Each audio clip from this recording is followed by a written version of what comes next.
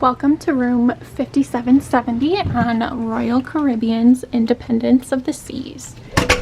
As soon as you walk in, there is a closet. There is a bag if you want any laundry service done, as well as quite a few hangers. You've also got your life jackets. I've got all my luggage in here. There's a lot of shelving that you can put your clothes and things on, and then a safe also. Turning around, there's a bathroom here. There is a stand-up shower. It's not the biggest. And then in here they do have shampoo and body wash. And then of course there's your toilet and your sink. And there's a little bit of storage in there as well.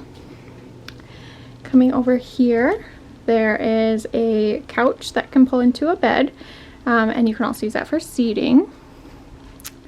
And then coming this way, you've got more storage space in those drawers there, a little desk, there's me, and a TV. And then down here, there is a mini fridge. I brought waters myself.